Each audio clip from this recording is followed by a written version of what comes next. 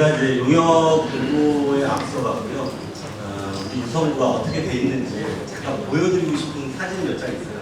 제가 어제도 그 경찰 교육원에서 강의를 좀 6시간이나 강의했는데 그때 처음 보여드렸던 사진이거든요.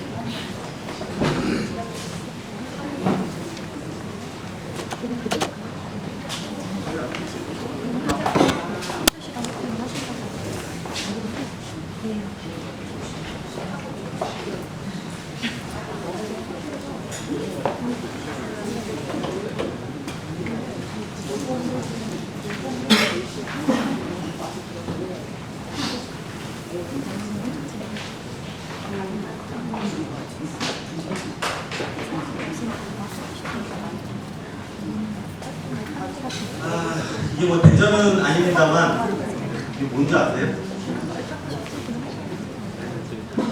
우리가 살고 있는 도시입니다. 근데 집집마다 뭐 하나씩 다 올려있죠.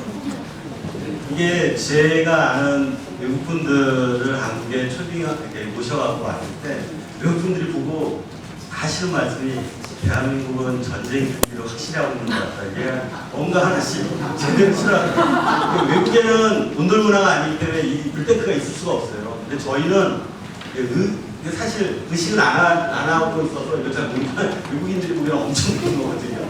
근데 이게 우리의 도시의 모습인데요. 제가 오늘 이 사진을 보여드리는 건 물탱크 얘기가 하는 게 아니고요. 우리의 도시가 이 다가구나 다세대가 거의 대대를 이루거든요. 얼마나 촘촘히 붙어 있는지 아시겠죠? 그래서 사실은 몇 년 전에도 대전에서는 그 발바리 사건으로 있었고요. 그래서 굉장히 범죄에 취약하다는 거 보여드리려고 했고요. 예. 요게 이제 저희 직원들이랑 이건 유성입니다. 예. 이런 거 잘 보시죠. 이거는 좀 왠지 좀 예. 정들어 보이지 않습니까? 예전에 도둑을 방지하기 지금도 있긴 있더라고요, 유성에. 이게 어떻게 보면 생태들 원칙 중에 하나거든요. 근데 이런 게 아니라 참 안타까운 게 이게 대전의 모습입니다. 유성교 도둑 보고 저기 사다리 났으니까 밟고 올라가십시오 하는 게 똑같거든요. 또 한 12층까지는 뭐 텔레비에 나오는 거 보면은 그냥 맨손으로 또 올라가더라고요. 이런 것들이 좀 안타깝다는 거고요. 그 다음에 이제 서울시에서 이제 여성 택배, 여성 1인 가구들이 많다 보니까 위험하고 범죄부터 위험하니까 택배를 이렇게 서울시에서 직접 하고 있습니다. 자랑스러운 게 유성은요 민간 앱대라는 그 커피숍에서요. 이거 민간에서 설치하는 거예요. 그냥 지역 주민들 위해서. 네. 이걸 설치해서 무료로 쓰게 하고 있습니다. 어떻게 보면은 서울시는 돈 받고 하고 있거든요. 여기는 돈 안 받거든요. 무료로. 유성역시 낫지 않냐? 더 확대됐으면 하는 생각이 들어요. 노은지구 모습을 제가 보면 이게 노을의 모습이에요. 노을의 모습인데 이게 자연감시로해서 이렇게 보여야 돼요. 보여야 되는데 이게 프랑스 사람이 설계했다고 하는데 이건 뭐 철옹성처럼 완전히 이렇게 이거는 안에서 무슨 일이 있어도 모르는 그런 모습이니까 바람직하지 않아요. 그러다 보니까 기계적 감시로 CCTV를 이제 설치를 많이 하는데요. 이게 바람직하지 않다라는 걸 보여주고 싶어요. 네, 이런 거 주거지 안에서 보여드리는 건데 이거 그냥 밟고 올라가라고 다 만들어 놓은 형태입니다.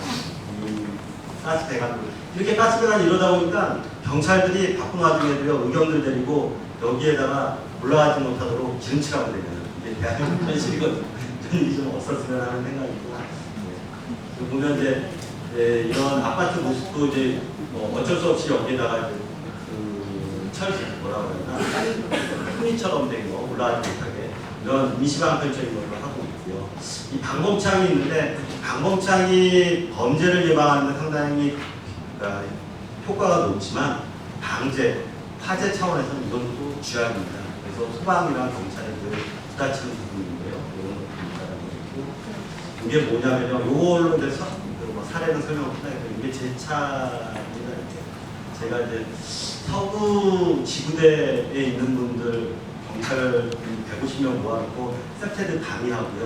절대 CCTV가 없는 곳에 차를 세우면 안 됩니다라고 얘기하고 그날 제가 연구원에서 새벽 3시에 차 세울 곳이 없어서 여기 세웠다가 근데 전화를 해서 딱 왔는데 오신 경찰관이 어제 강의하신 CCTV 없는 곳에 세우라, 있는 곳에 세우라면서요. 확실히 가르쳐드리려고 제가.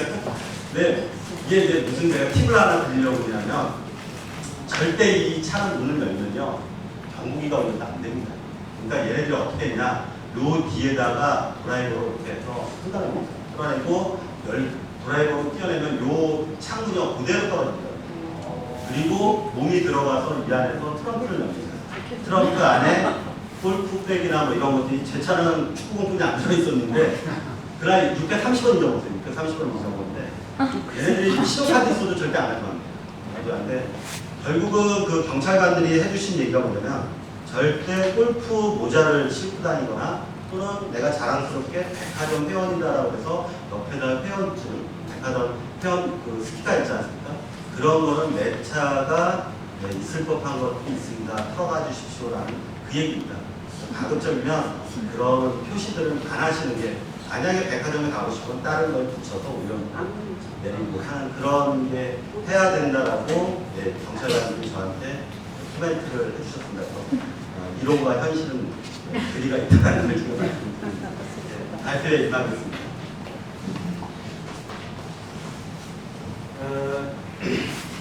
우선도 범죄예방 환경디자인 가이드라인 저희가 이제 좀 시간이 많지 않았는데, 원래 4계절을 다 보면서 연구를 해야 되는데 저희가 한 6개월 정도 연구를 했습니다.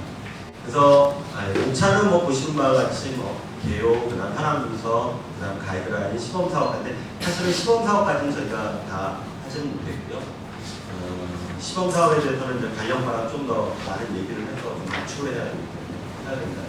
자, 범죄에 취약해져가는 도시, 대전뿐만 아니라 많은 도시들이 지금 범죄에 취약한데요. 특히 이건 뭐 저희가 만든 건 아니고요, 민간에서 만든 건데, 성매매 업소 뭐 이런 것들을 이렇게 발표를 했는데, 당당하게 공동부 1위를 차지했습니다.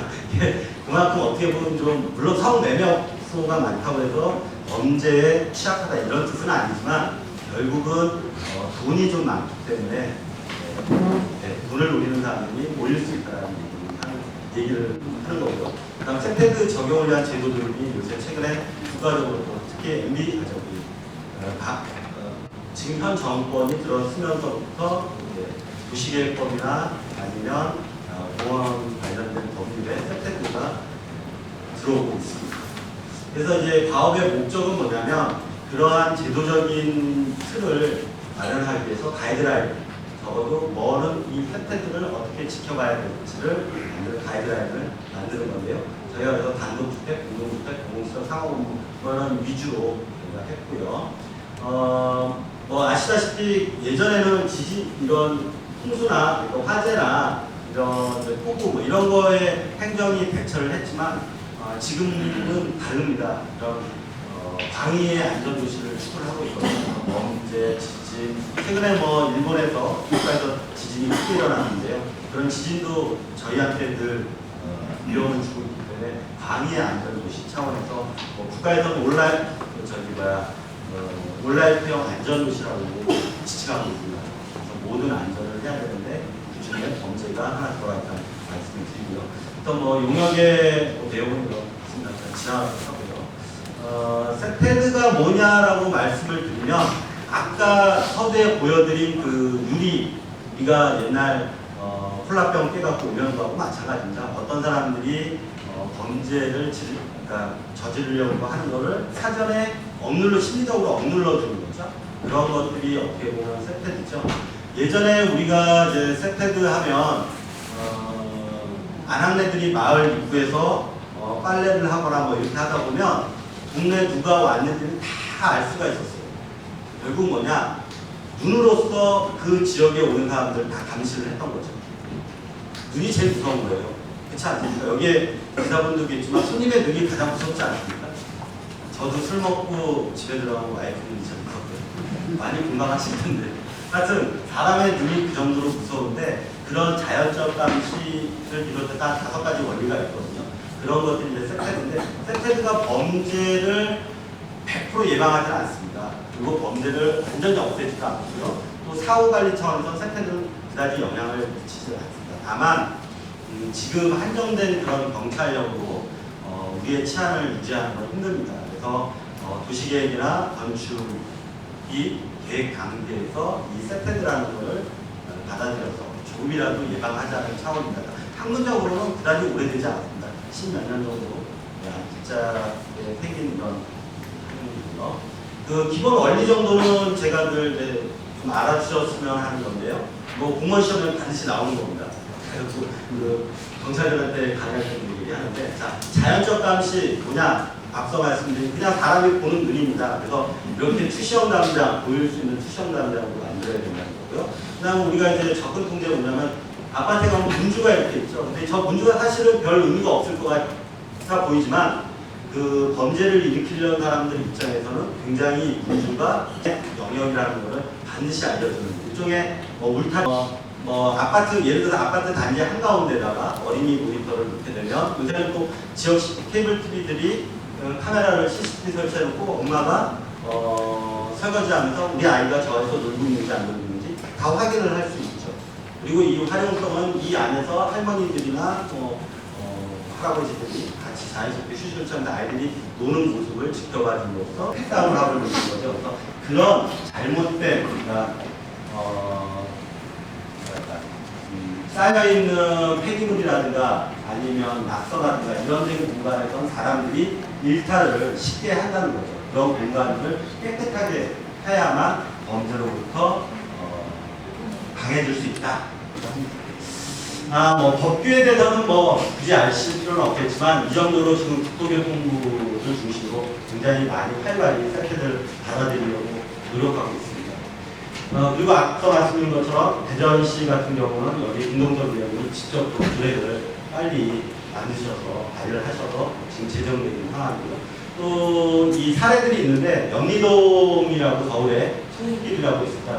이 소금길이 이제 세태들을 적용해서 굉장히 세계적으로도 알려진 그런 도시가 됐습니다. 지역이 됐습니다. 근데 아쉽게도 여기가 원래는 부정법에 의한 재개발 재건축 지역이었습니다. 근데 이 지역이 재개발 지역으로 확정이 됐습니다. 확정이 돼서 더 이상 영리동에 소금길은 놓을 수가 없는데 이게 사실 좀 이면에는 이 시민들이 여기 살고 있는 주민들이 과연 세태들을 원했었냐 원하지 않았었냐 이것도 사실 알아봐야 할 얘기지만 여하튼 지금 아쉽게도 없어진다는 얘기를 하고요.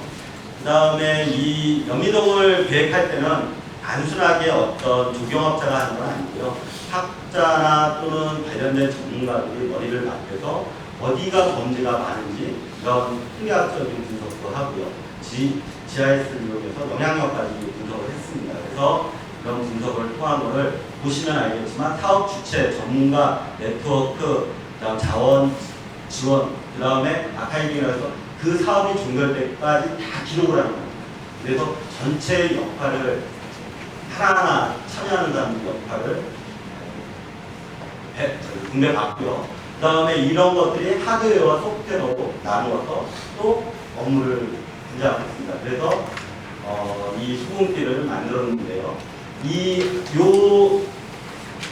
지금 유성구에서 안전마을 만들기를 할 때는 반드시 이런 것들이 이루어져야만 좀 더 효과적으로 갈 거라고 제가 말씀드리는 거고요. 이런 것들을 사실 영리동이 워낙 수용을 하다 보니까 부산도 이 안심길이라고 또 소위 말하면 저는 그냥 짝퉁이라고 얘기하고 있습니다. 심사를 2번 나갔는데 안타까운 게 영리동이랑 정책 어떤 특별한 거를 만들어내지 물론 세태가 기능적인 부분이기 때문에 지역의 정체성을 담아낼 수는 없지만 그냥 색깔만 바꾼 그런 사례이긴 해요. 그래도 부산 같은 경우도 많이 좀 영리동보다는 한 단계 더 나은 그런 디자인을 통해서 세태들을 정해서 사람들로부터 사랑받는 그런 주거지역으로 활발한 사례도 있습니다. 근데 이게 시사점이 뭐냐면, 자, 예전에는 관에서 하드웨어적인 부분만 계속 지원을 했는데요. 그게 아니라 하드웨어와 소프트웨어, 주민들이 어떻게 참여하고 거기에 애착심을 가질 거냐라는 그런 종합적인 관점에서 접근을 해야 된다는 거. 그 다음에 지역의 커뮤니티, 대화가 있어야만 그 마을에, 예전에는 우리 옆집에 누가 사는지, 숟가락이 몇 개 있는지까지 알았습니다. 근데 저도 마찬가지지만 제 밑에 사는 분이 누군지 잘 몰라요. 아파트 안에. 그만큼 지역의 커뮤니케이션이 문제가 있는데 그게 회복돼야만 완벽한 마을 재생이 되고 도시 안으로 가는 거예요. 그 다음에 최근에 이제 공공 서비스 디자인이라는 그런 용어가 많이 부각되고 있는데요. 그건 뭐냐면 주민의 그런 요구사항을 받아서 그거를 디자인을 해야 된다는 거예요. 관 위주의 그런 계획이 아니라 정말 주민들이 어디를 고민하고 있는지 또 어디가 가려운지를 잘 파악하는 즉 주민의 니즈를 잘 반영할 수 있는 계획이 되어야 된다는 게 시사점이었습니다. 뭐 누구나 알 수 있는 그런 시사점이긴 한데 명확합니다. 그 유성구에 보면 인구가 굉장히 많이 늘고 있어요. 다 잘 아실 거라고 생각하고 유입 인구도 굉장히 많고요. 그 다음에 남녀 비율도 뭐 적다고 하지만 외국인 비율도 상당히 높은 비율을 타 지역보다 많이 차지하고 있다는 거죠. 그리고 65세 고령자 인구 추세는 타 지역보다 그나마 좀 나은 지역이라서 인구 증가가 심하지는 않습니다만 전반적으로 굉장히 인구가 많이 유입되는 지역이라는 건 확실합니다. 주택 현황도 보시면 아파트가 무려 64.1%라는 굉장히 높은 비율을 차지하고요. 단독 다가구 이런 것과 거의 하면 공동주택이 대부분 차지하고 있지 않냐. 서두에 보여드린 사진이 어떻게 보면 유성구의 모습이라고 보시면